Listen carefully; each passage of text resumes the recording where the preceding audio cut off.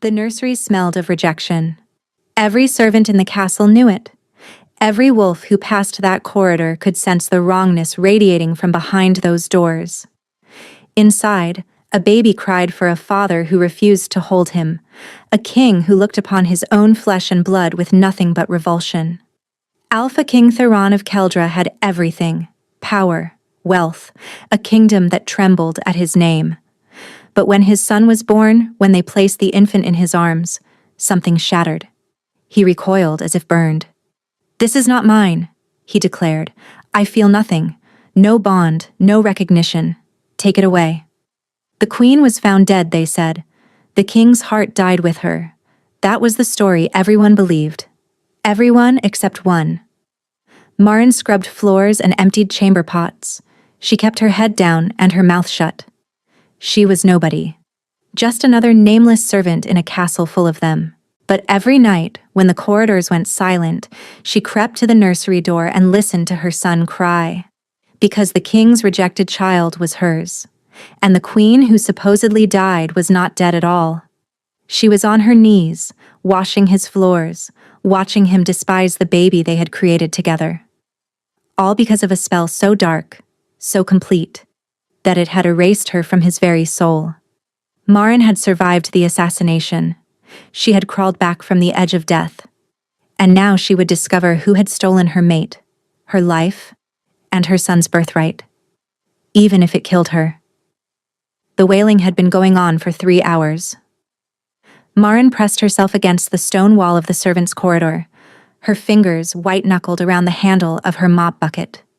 The sound cut through her like a blade. She knew that voice. She knew the particular pitch of his distress, the exact moment when exhaustion would pull him into fitful silence. She knew because she had carried him for 9 months, because she had held him for exactly 11 seconds before they ripped him from her arms and left her for dead. "Poor little wretch," muttered Helda, the head cook, as she passed. "Third nursemaid this month. The child screams day and night, and the king looks at that baby like it's something rotting." Marin said nothing. She had learned to say nothing. "They say the queen's death broke something in him," Helda continued. "But I don't know. There's something else wrong. Something that doesn't smell right." Marin took her meaning.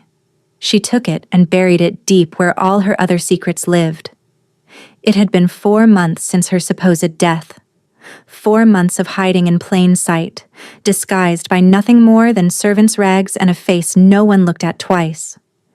She had been Queen Marin of Keldra for 2 years before the attack. 2 years of loving Theron with everything she had. The night of the birth, hooded figures had dragged her from the birthing bed while she was still bleeding. They had carried her to the cliffs beyond the castle, cut her throat, and thrown her into the sea. They had not cut deep enough. A fisherman's widow had found her washed up on a rocky shore, more dead than alive. When she finally returned to the capital disguised as a refugee, she learned that a body had been recovered. Some poor drowned woman dressed in her clothes. There had been a funeral. The king had wept. And then, within weeks, he had begun rejecting their child. Dark magic. It had to be. Nothing else could explain how the man who had once kissed her pregnant belly every night now looked at that same child with disgust. The sound of heavy boots made her press deeper into the shadows. A moment later, King Theron strode past, flanked by 2 guards, moving toward the nursery. Marin followed through a servant's passage. Through a crack in the wall, she watched her husband enter the nursery. He was still beautiful. Tall and broad-shouldered with dark hair and eyes the color of a winter storm. She remembered the warmth of him, the way he had held her. Now those eyes held nothing but ice. The nursemaid fled at his command. Theron approached the cradle where their son screamed, his tiny fists flailing.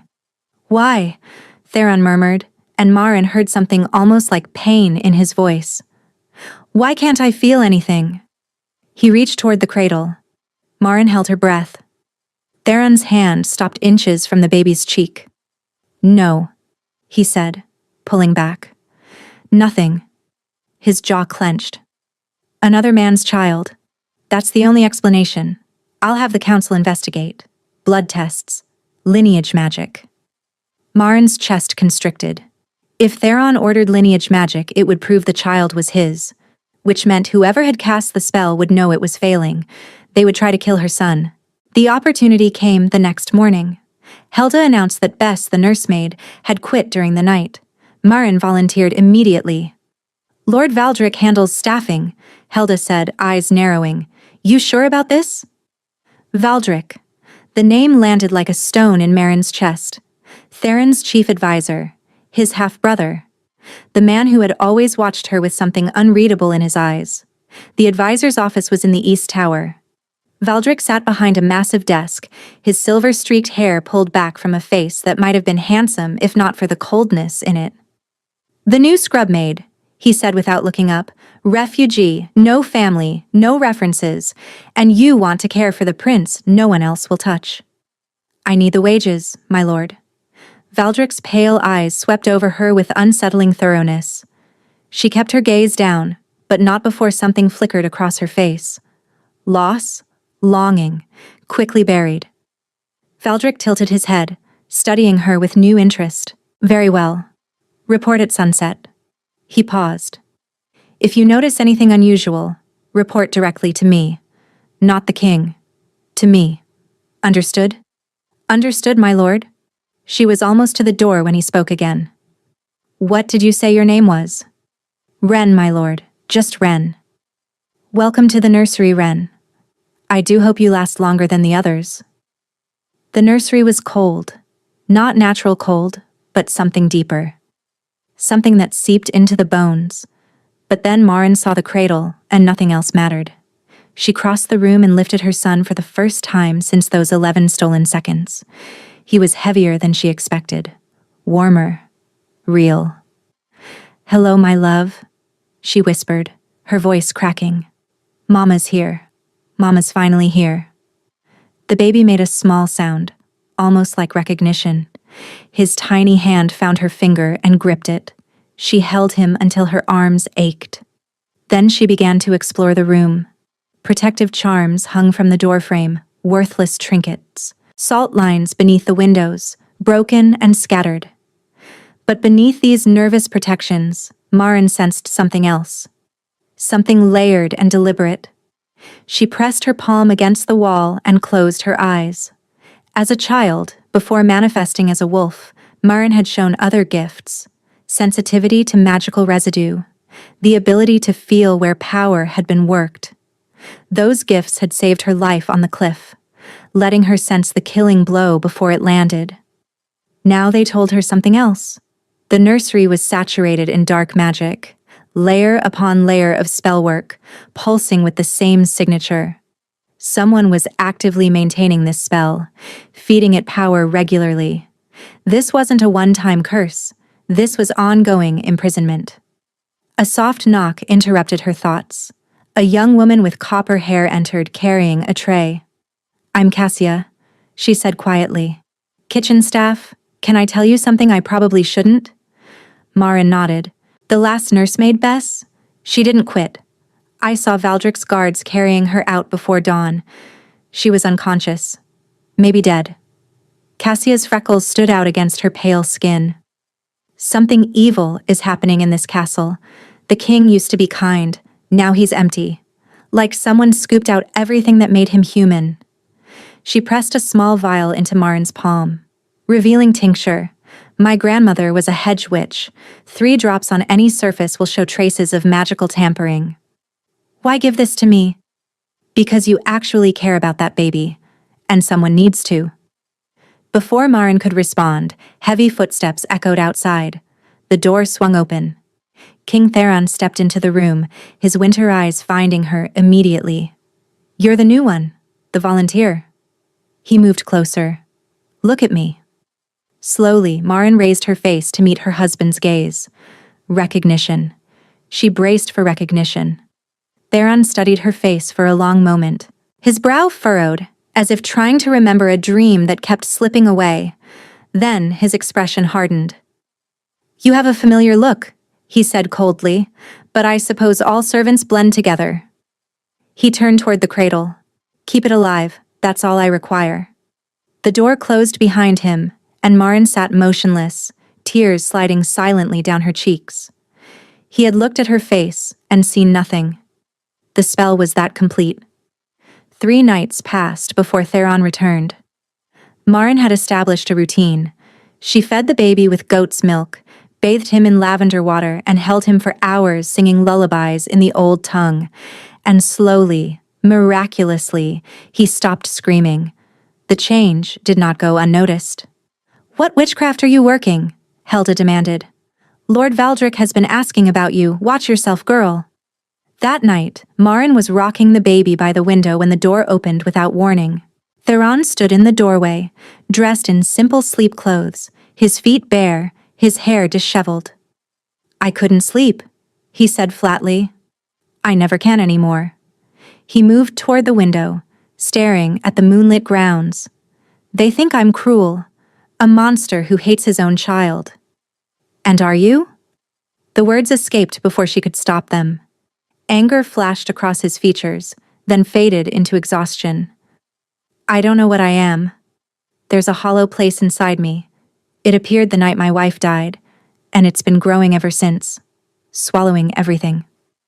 "Perhaps it's grief," Marin offered softly. "Or perhaps I'm simply broken. Perhaps she was the only thing holding the pieces together." The baby stirred, making a small sound. Theron's gaze dropped to the bundle. "He's quiet with you," he observed. "He just needed someone to hold him properly. I held him when he was born. I held him and felt nothing." His voice cracked. "What kind of father feels nothing for his own child?" "The feeling you describe, the hollowness, it sounds like something taken from you. Not lost. Stolen." Theron went still. "What do you mean?" "Love doesn't simply vanish. Bonds don't disappear. If you truly loved your wife, the absence suggests interference. Have you considered that someone did this to you?" He crossed the room in 3 strides, stopping inches from her. "Who are you? You speak like a woman who knows more than she should." "I'm no one, Your Majesty. Just a servant with eyes." "No." He shook his head. "There's something about you. Something familiar." His hand rose as if to touch her face. The baby chose that moment to cry. Theron jerked back, the spell reasserting itself, walls slamming into place behind his eyes. "Forget this conversation happened," he said coldly, and was gone, but Marin stood trembling in the moonlight. For just a moment, he had almost seen her, almost recognized her. The magic could be broken, and whoever was maintaining it would soon realize their work was failing. The revealing tincture showed her what she had already suspected.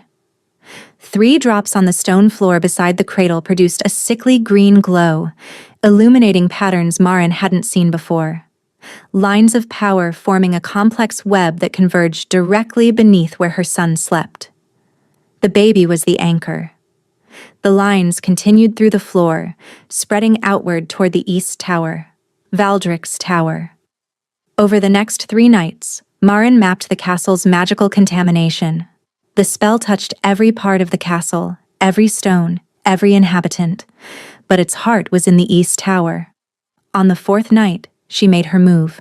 She found an entrance behind a crumbling tapestry, a narrow staircase that spiraled upward through the tower's walls, thick with dust.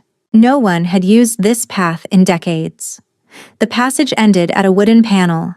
Marin pushed it open and stepped into a room that made her stomach turn. Candles burned in a circle, black wax pooling beneath them. Symbols had been painted on the stones in something dark and rust-colored. And in the center stood a pedestal holding a glass sphere filled with swirling silver mist, soul essence, captured and contained. Theron's love for her, his love for their son, all of it, ripped from his spirit and imprisoned. "Admiring my work?" She spun around. Valdric stood in the doorway, smiling. "Did you think I wouldn't notice you creeping around my tower? That flicker on your face when we first met. The longing you tried to hide. I suspected then. Only one woman would show such devotion to a rejected prince." "You tried to kill me," Marin breathed. "I succeeded in killing you, Or so I thought. He shook his head. Clearly, I need better assassins. Why? He trusted you. He loved you. Loved me? Valdrick's expression darkened. He pitied me. The bastard half-brother, always second best. Our father gave him everything. And what did I get? The privilege of watching. So you stole his wife? His son? His ability to feel? I freed him from weakness. He gestured at the sphere. Theron is a better king now. Colder. Harder. And soon, he'll be unnecessary. When the council declares the heir unfit, they'll need a regent. He withdrew a knife, the blade gleaming with sickly green light. But none of that matters now. This time, I'll make sure you stay dead. He lunged. Marin dove sideways. The knife sliced through the air where her throat had been. Touching that sphere would be unwise, Valdrick said, blocking her path. The containment is fragile. Break it improperly and the essence dissipates. Theron remains hollow forever. Checkmate. The door behind Valdrick creaked. Uncle. A cold, familiar voice. Step away from her. Theron stood in the doorway, sword drawn. When the fragments started returning, when I began to suspect, I told Grand Counselor Harwick everything. I had Mistress Orenna, the court witch, examine the council members. She found compulsion spells woven through their thoughts. Valdrick's composure cracked. You don't deserve to remember her. You made me a monster. Theron's voice rose. Step away from the woman. You still don't recognize her, do you? Your mate could stand 3 feet away and you'd feel nothing. Theron looked at Marin, struggling against invisible chains. Who are you? I'm the woman you loved until death. The mother of your son. The queen they tried to murder. That's impossible. Marin is dead. Look at me, Theron. Feel whatever fragment of our bond remains. You know me. For one endless moment, nothing happened. Then Theron's sword clattered to the floor. Marin? The word came out broken. Marin. Valdrick moved, knife flashing toward the sphere. Marin slammed into his side. The knife sliced across her arm instead. She grabbed the sphere and hurled it at the floor. Glass exploded. Silver mist erupted upward, found Theron, and slammed into his chest. He screamed. Agony and ecstasy twisted together, years of stolen emotions flooding back instantly. His body convulsed, his hands clawed at his chest. You've killed him, Valdrick snarled.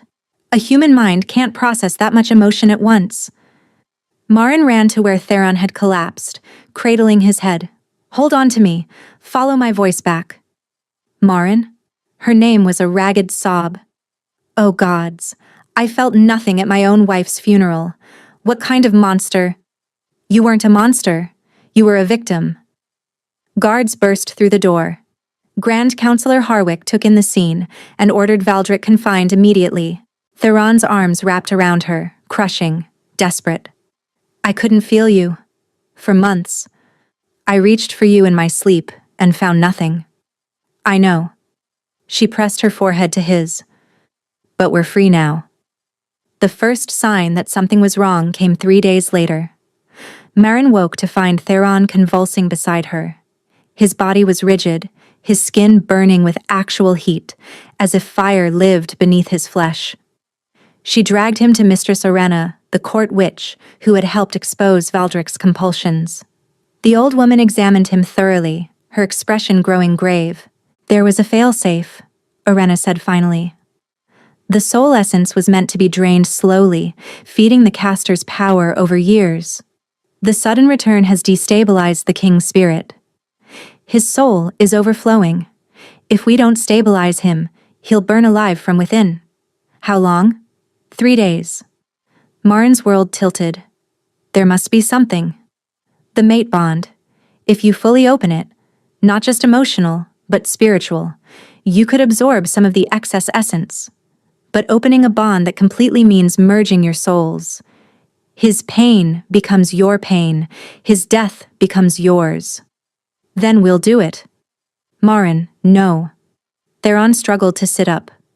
I won't let you risk yourself. If something goes wrong, our son grows up an orphan either way.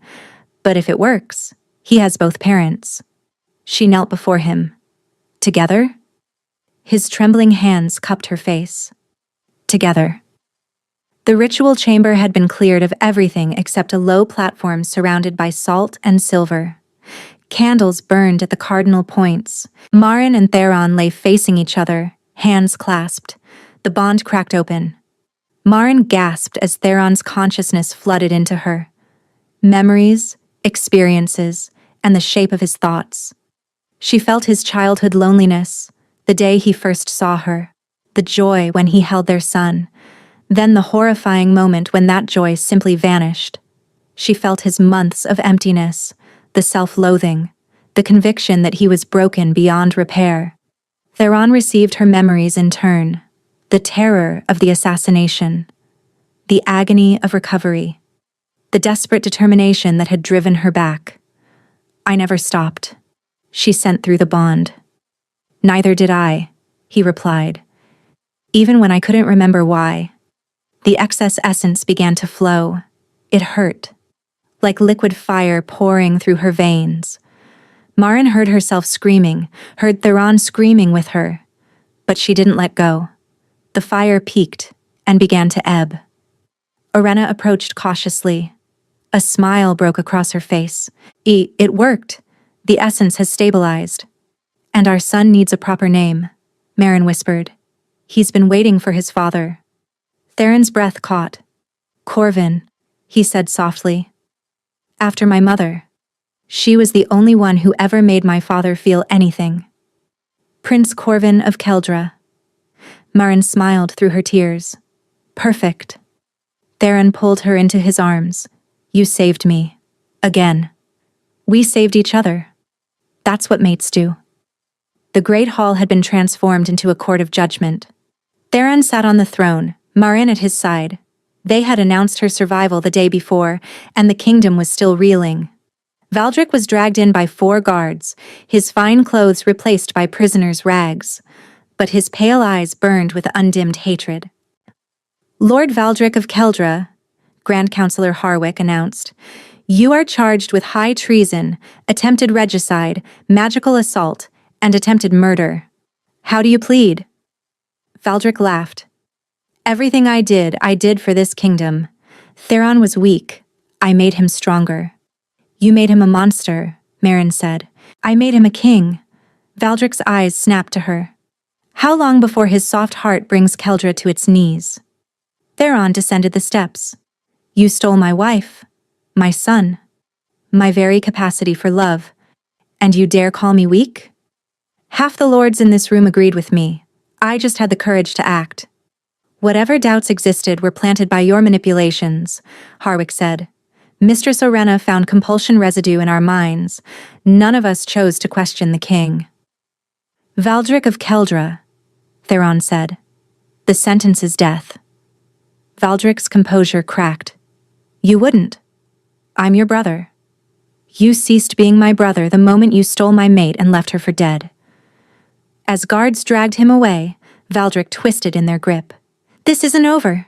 You think you've won? There are others. The doors slammed shut. Theron stood motionless. I sentenced my own brother to death. You sentenced a traitor, Marin murmured. Justice isn't always kind, but it's necessary. That night they lay together, Corvin sleeping in a cradle beside their bed. Valdric mentioned others who shared his views, Marin said quietly. I know. Harwick is already investigating. We'll root out every last conspirator. Theron pulled her closer. But tonight, I just want to hold my family. Valdric was executed at dawn. Marin watched. She needed to see it end. In the weeks that followed, the kingdom transformed. The council was purged. New advisors were appointed. Mistress Orenna was elevated to royal mage, tasked with creating wards against future magical attacks. And Cassia, the kitchen maid, who had given Marin the revealing tincture, was promoted to lady-in-waiting. Harwick's investigation uncovered 3 minor lords who had knowingly assisted Valdric. They were stripped of titles and lands. The others Valdric had threatened proved to be nothing more than desperate bluster. co-conspirators too cowardly to act without him. The nursery was cleansed of dark magic. The spells that had anchored Theron's torment were dismantled stone by stone. And finally, in a ceremony before the entire court, Prince Corvin was formally named heir to the throne. Theron held his son throughout the ceremony, weeping openly without shame. Every time the baby made a sound, the king looked down at him with wonder, as if still unable to believe he could feel this love. "I have something to ask you," Theron said that evening, finding Marin in the royal gardens. "What is it?" "Rule with me, not as a figurehead but as a true co-regent. You saw through Valdric when I was blind. You fought for our son when I couldn't. I trust your judgment more than my own." Marin felt warmth bloom in her chest. "Yes, of course yes." He kissed her then, deep and slow and full of promise. 6 months later, the gardens were in full bloom. Marin sat on a blanket beneath an ancient oak, watching Corvin take his first unsteady steps across the grass. He was 10 months old now, with his father's stubborn chin and his mother's fierce amber eyes. "Come on, little wolf," Theron encouraged, arms outstretched. "Come to Papa." Corvin giggled and lurched forward. He made it 3 steps before tumbling onto his bottom. Instead of crying, he looked up at his father with such pure indignation that both parents burst out laughing. "Definitely your son," Marin said. "That look that says, 'How dare gravity inconvenience me?'" Theron scooped him up, blowing raspberries against the baby's belly until Corvin shrieked with delight. So much had changed. Valdric was dead. The conspirators were punished. The kingdom was healing. "I've been thinking," Theron said, settling beside her with Corvin in his lap, "about what kind of kingdom I want him to inherit. And that Valdric was right about one thing. I was weak. Not because I loved you, but because I was so afraid of losing that love that I missed what was happening under my nose." He met her eyes.